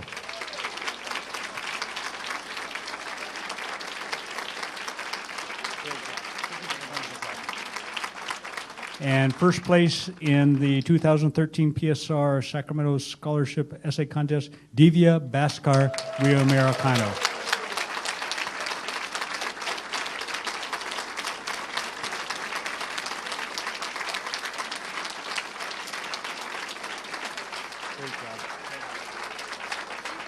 Great job. Now, if I could have all the students come up, and we'll get one last group photo. But that concludes the evening. Thank you all so much for making it such a great success. And drive safely. Thank you.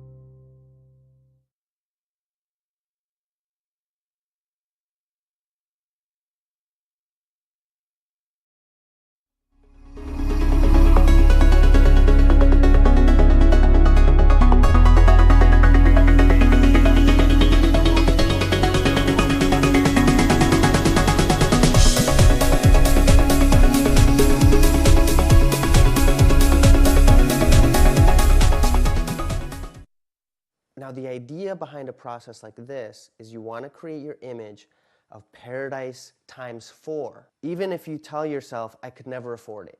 Even if you tell yourself, that'll never happen, or I don't deserve it, or that's not possible, because then if you only get a quarter of what you asked for, then you're still happy. This is Peak Moment. We are living at a peak of human innovation, information, wealth, and health. But we're also at a peak of population and consumption, with rising temperatures and declining resources fueled by cheap oil and gas. Peak Moment Television, bringing you examples of positive responses to energy decline and climate change through local community action. Hi, welcome to Peak Moment. I'm Janaea Donaldson. My guest today is Alan Side, who's a facilitator, organizer, speaker, author. Thanks for joining me. Thank you. Cascadia Workshops, that's the name of your business? Yes. Alan, thank you for inviting us to your place, which is a beautiful place in the woods in Western Washington. And it reminds me that a lot of our guests see beautiful places or farms or gardens and say, I would like to be able to live like this and I don't know how to do that. And I'm asking you because you've got some specific tools and processes and ways that helped you fulfill that. Yep. So talk to us about that. Well, I've worked with a lot of different tools that fall under the umbrella of visioning and manifesting. And a lot of people think of that as a fairly flaky kind of topic, and there are aspects to it that are extremely grounded and pragmatic, and there's a reason why they work. And there was a significant amount of attention given to a movie that you may have seen called The Secret. I've heard of it. And I think that some of the issues there have to do with how people are interpreting those things, and wishful thinking to create your future doesn't necessarily work. So, that's one of the pieces to look at. Sounds like what you're saying is that there's more, wishful thinking. We all have wishes. We all have hopes. Yeah. That's sort of easy, but it feels like, and you can hang on to it for a long time, but you may not. But how do you turn that into really something concrete? Exactly. Getting clear and then taking the steps that will take you in the direction of what you want to create. There are some limiting factors to what somebody even imagines is possible. And one of those is just simply what you're aware of, your knowledge, your skills, your relationships, because teamwork makes the dream work. Oh, that's a great quote. You know what teamwork. I didn't coin that, but teamwork makes the dream work, and those kinds of either joint ventures or partnerships or that sense of community and different skills coming together that can really help, or simply the connections where somebody makes you aware of something. But I think the biggest limiting factor is your imagination. Your ability to take what is or what's handed down as this is what is and this is the way it's supposed to be, and being able to think outside of the box, frankly, and allow yourself to have the possibility that something different is possible. We're in a culture that pretty strongly reinforces what the box is and what you're allowed to dream. It's, you know, you be a consumer and you live in a particular way and consume a particular way, and doesn't show you a lot of options other than maybe celebrity culture, which is pretty far out of reach for most of us. Well, and it's not even desirable for many of us. that too. So it's really limited what the stories that we're told about what's possible. I moved to Seattle in 1993, and I moved here in 2000. And when we first moved to Seattle, we had a dog, and every other dog that I saw, pretty much 99% of the other dogs were pulling their owner on a leash. And I decided to train my dog to be a completely off-leash city dog, and he would stop at the curb when you stopped, and he wouldn't go until you went, and he could be right next to me without being on the leash. But it took first believing in the possibility that it was possible, And then I had Okay. some really good tips from some dog owners about how to do it. Okay. And then it just took consistency on my part and just one step at a time and sticking with it. So persistence, perseverance. And that's an analogy that has stuck with me is seeing people going on a walk getting pulled by their German Shepherd on a 4-foot leash, and my being able to have this dog that would stay within the curb and would come when I call him and be next to me. So what the distinction is that I gave my dog a lot of structure, and as a result, he was freer. So we have structures that are limiting structures, and oppressive structures, and we have structures that are liberating structures. And so the processes and methodologies that I put under this umbrella of visioning and manifesting, I consider to be liberating structures. So you, yes, we'll go for that. Yay! So you, yeah.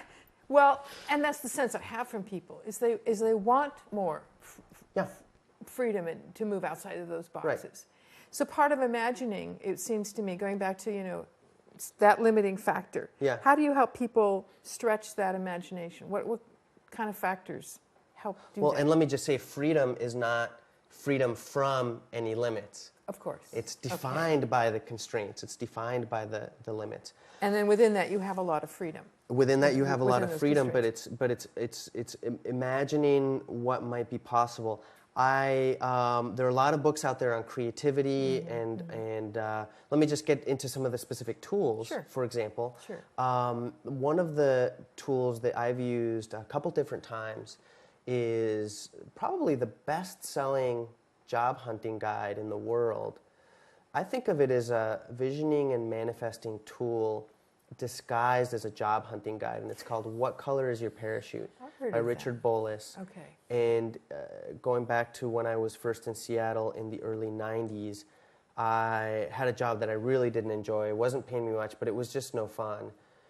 And I knew I had more to do with my life, so I made my job going to the library every day to do the exercises and "What Color Is Your Parachute?" And what he has you do is identify the skills that you do best, that you most enjoy, that are transferable from job to job, and then also identifying what are the elements of a particular employment situation that are really going to serve you. And so he has you do some exercises, and even if you know that you want to be, for example, an administrative assistant in a law setting is very different from an administrative assistant in a medical setting versus at a preschool. So he has you get very, very, very specific. The usefulness of that is that you're cutting down the territory out there. You're not following every possible employment lead. And you're also creating a picture of your ideal so that when it hits you on the nose, you recognize it. Great. Okay. So Trisha, my wife, and I took that process and adapted it to our land hunt. So we got very clear in the late 90s that we wanted to live closer to the land, we wanted to create more of a sense of community, and we wanted to start a learning center for sustainability-related topics. And we created a flower diagram, much like he has you do in What Color Is Your Parachute? And I'll show you just briefly. It's I've had it in my files, and it's from 1998. It's sort of falling apart. But the thing that I want you to focus on first is just the center. So there's the center of the flower and then a bunch of petals. And what we did is we want to distinguish between essence and form. Between essence and form. Okay, explain that here. The form is what does it look like in the real world? What are the characteristics? Okay. And the essence is the values, the principles, the vision, without any of the specifics. Okay. And so the center has the vision, which has to do with I living see closer that. to the land, having more of a sense of community, perhaps the possibility Low impact, living sustainability, connection with place, spirit at the center of life. So that's the possibility of an eco-village. So that's the essence. That would be the essence. And then for each of the petals, first we brainstorm what are the possible categories. So size, price, location, topography? What are our neighbors like? So first we And thought those are petals. First we thought, what are the categories? Right, right. Then we took each of those categories and brainstormed the heck out of it. So now the idea behind a process like this is you want to create your image of paradise times 4. Even if you tell yourself, I could never afford it. Okay. Even if you tell yourself, that'll never happen, or I don't deserve it, or that's not possible. So you just kind of bypass those thoughts to really get to creating your image of paradise times 4, because then if you only get a quarter of what you asked for, You're still in then paradise. you're still happy. Ooh. It still works. Yeah. So what you'll notice is we had the essence, but then for the form, and I'll just give an example, on size, we said, okay, over 3,000 acres. Okay. Now, we ended up on 25. Okay. But this is paradise times 4, so we wanted to dream big. Maybe some benefactor will donate their 3,000 acre ranch somewhere for an amazing sustainability center. Okay. You never know. Right. So we took each category, we brainstormed it, and then we prioritized what was brainstormed. So at the top of the list under price was free. Sure. Yes. So over 3,000 acres for free. Why not? Right. Now, that didn't happen, but what we ended up with came really, really, really close to the overall picture that we have in our flower diagram. But like I said, what it does is it cuts down the territory out there. If I'm looking for land, which is what we adapted this tool for, I don't have to look at every possible thing. Yes. I can look at my criteria in terms of proximity to wilderness versus cultural centers. We're half an hour from the I-5 corridor and half an hour from the coast and half an hour from Alpine, an hour and a half from Vancouver, 2 hours from Seattle. But we back up into thousands of acres of Department of Natural Resources land. Okay. So we happened to find what for us was a happy medium, but by being persistent, first we got really clear, and then we were persistent in our search, and then Because you had your criteria, in a sense, by narrowing down what you were looking for, you could read about something and say it doesn't meet enough of the priorities. doesn't meet the criteria, yeah, exactly. Okay. And when we first found out about this place, what was available was to rent.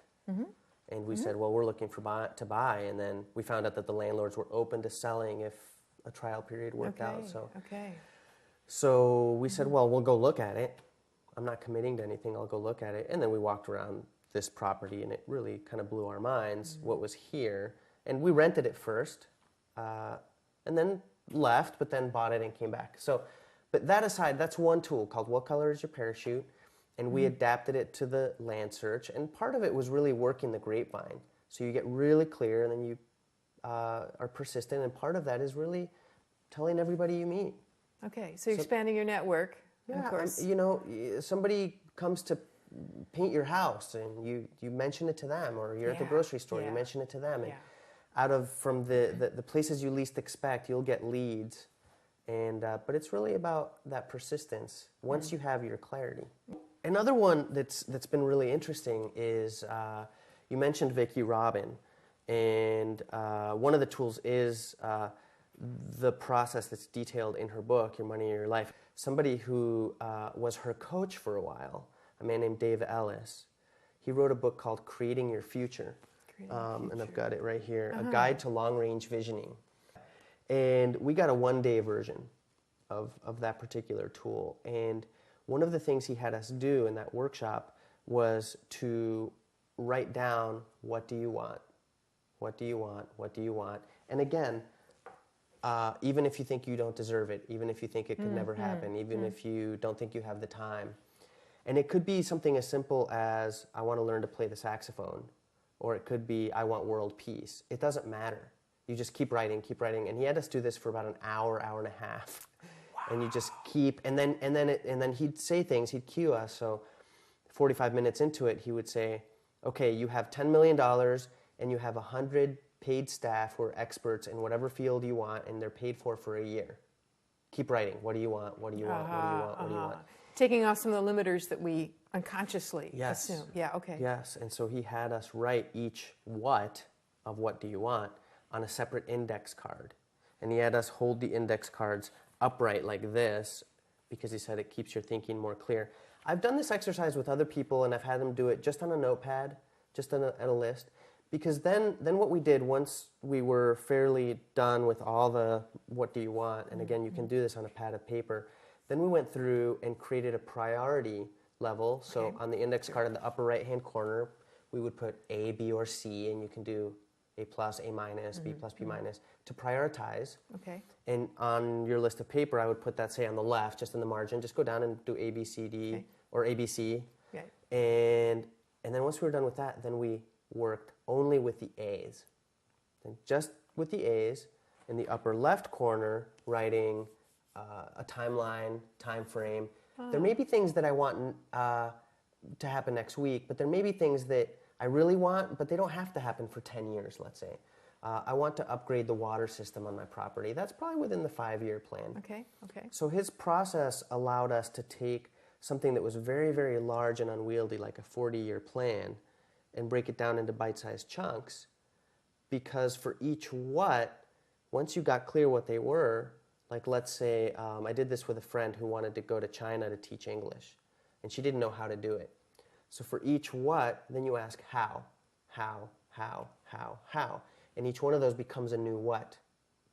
I want to go to China. How? Well, do some research online. I want to go to China. How?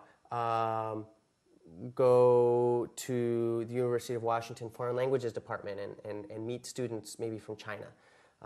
How? Okay, call the Chinese consulate or find out what the visa requirements are. And then for each of those, you can ask how.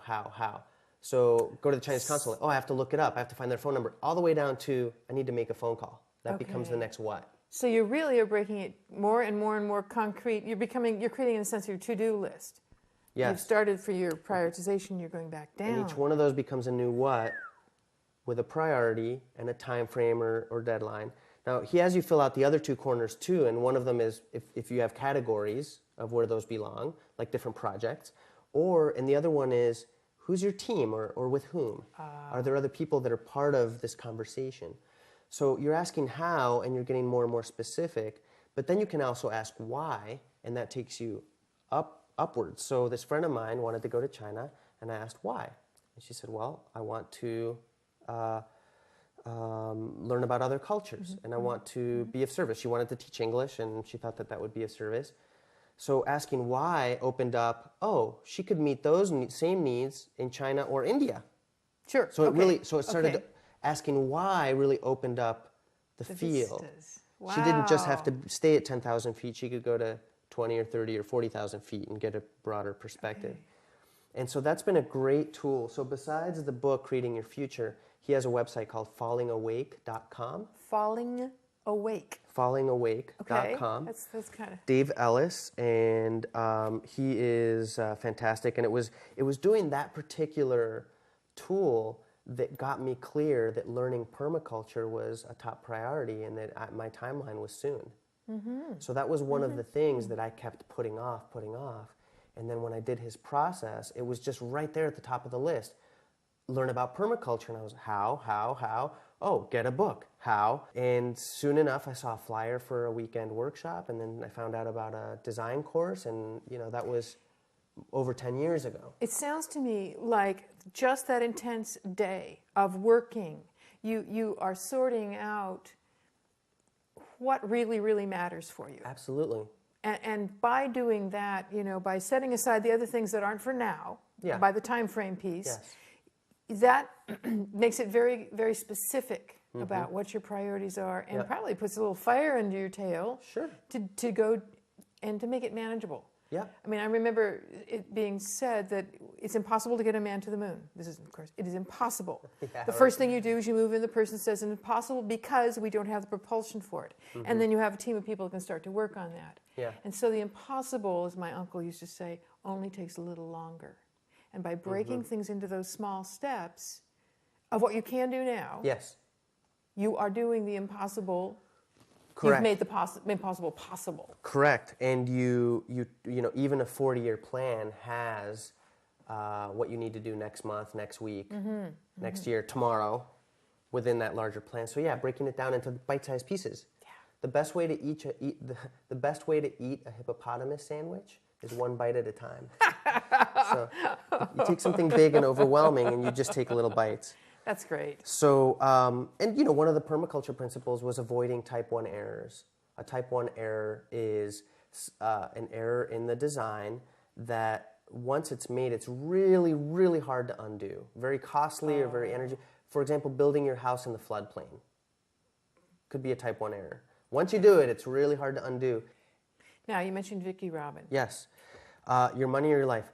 When I was 18, I had a big aha moment that was also a big freak out moment because I had been in school since I was 5, and I knew that my schooling was preparing me to be basically a cubicle slave, a replaceable cog in this economic juggernaut that is does a lot of wonderful things and is also destroying indigenous peoples and ecosystems all over the planet. And I also had seen my parents and people of generations before me who had been in the treadmill. My sister used to have a poster in her office that said, if you win the rat race, you're still a rat. Yep, I remember the poster. So I knew at that age that I wanted to get out of the rat race before I even got in it, that I had more to do with my life than 9 to 5 till you die. And I just searched and searched for how am I going to not get caught up in 9 to 5 till you die. And then a few years later, the audio course called Transforming Your Relationship with Money, which by Joe Dominguez, which people can find at Sounds True and lots of other places, SoundsTrue.com, which later was written, not the book version came out, Your Money or Your Life. It's the same material, just different vehicles for the same information. Another is financialintegrity.org, free downloadable materials.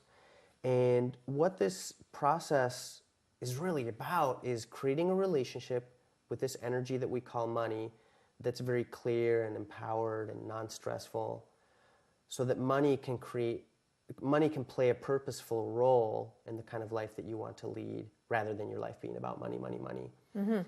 And it's all about putting awareness and consciousness in your relationship with money, which ends up freeing up a lot of psychic and emotional energy around money. It's such a loaded topic. I mean, yeah, I mean, it's everybody just sort of, it's a hot one, and we are so unconscious about it. Absolutely. And it seems too abstract, and yeah, you can't live without all kinds of stuff. So it's a very nitty-gritty, grounded tool that helps you also align it with your higher values. So you're taking the money aspect of your life and aligning it with all the other aspects of your life, integrating it. And that has been tremendous in many ways for us. Part of it is it's helped us navigate our own baggage around money. I think the fear that I had around money before, in terms of will I ever have enough, and all my issues around money have probably gone down 90-95% from when I started, which is a lot for me. And before, I could never save money, and I started being able to save money almost effortlessly just by being very, very conscious about, is this maximizing my quality of life? So it's a fantastic tool, and people can check it out. There's a lot of resources for it, but one of the things that it helped us do, besides aligning money with our higher values, is it helped us seize opportunities when they came up. In 1998, Jim Merkel, who wrote a book called Radical Simplicity, invited us to live and work for 6 weeks up in British Columbia at a project called the Global Living Project, which was doing ecological footprinting, was a survey course in lots of sustainability tools and processes, and was also kind of a research program to see how low of a footprint could we live on with really high quality of life indicators. So we were doing qualitative assessments of quality of life, but also quantitative evaluations as far as ecological footprinting. Very interesting project. So he invited us to come along. My job was a little bit stressful at the time, wasn't enjoying it as much. Our landlords were selling the house. All these things converged to think about, well, do we want to sort of change directions at this point? Well, thanks to the financial integrity program that's detailed in Your Money or Your Life, at that point I had some savings so that I could take some time off. And at first I wanted to take 6 months or a year off. And I thought, well, I'll start with 6 months and I'll go back to work, part-time or full-time, whatever's needed later. Well, that year became 2 years, became 3 years, became 4 years, became 7 years of not having to pay work. Wow. You knew about this, right? Yeah. No, I didn't remember about that for you. So both Trisha and I had a 7-year sabbatical from paid employment that became an intensive learning and research time for us. And so it's also when we started our land search. It's when we researched intentional community and visited a lot of intentional communities and learning centers. We'd hunt down the founders and ask them lots of questions and what are the biggest issues in community, and we'd go to the next place and the next place, and we'd get the same list from the founders, kind of interesting. And we have about 1 minute left, so keep going. Of our whole entire time together? Yeah. Wow, that is amazing. So, well, briefly, so Your Money Your Life has been fantastic. And, you know, some people enjoy coaching, life coaching, business coaching. Somebody that I had a coaching relationship with, Ryan Eliason, and his website's ryaneliason.com, turned me on to this book, Getting Things Done by David Allen. This book changed my life, and it's about managing workflow at this level, at the grounded, you know, where the rubber meets the road level, in order to free up your energy that you can also go to 50,000 feet and get that big view, but by allowing me to not have things clogged up here. Which nobody else has the experience of, right? Right. And so the art of stress-free productivity. Wow. And so I am more organized than I ever have been, and so that's increased my capacity to be able to handle more and take on other projects or be able to play at a higher level with people. The best advice I've ever gotten in my whole life came from Doug Bullock from the Bullock Brothers Farm and permaculture site, and he said, dream big and go for it. Dream big and go for it. Dream big and go for it. So dream big and go for it. And use some tools. They're great tools to do that. And you don't have to do it pie in the sky. Use the tools. Thank you. Yeah. Alan, you're both living proof of it, and thank you for giving tools. So, dream big, go for it. You're watching Peak Moment, locally reliant living for challenging times with some tools for going there. I'm Janaea Donaldson. My guest is Alan Side. Join us next time.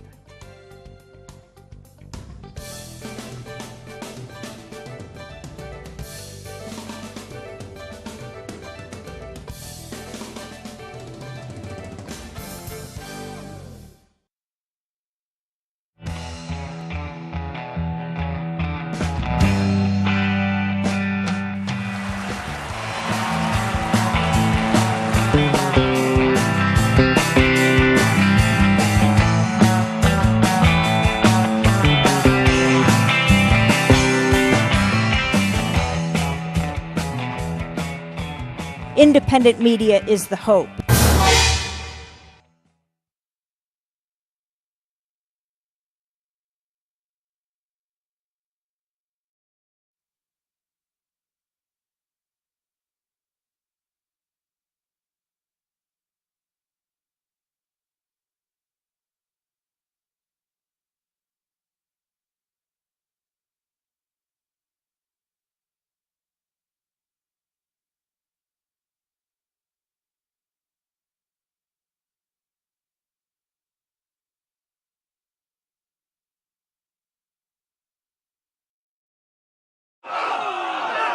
Citizen Television.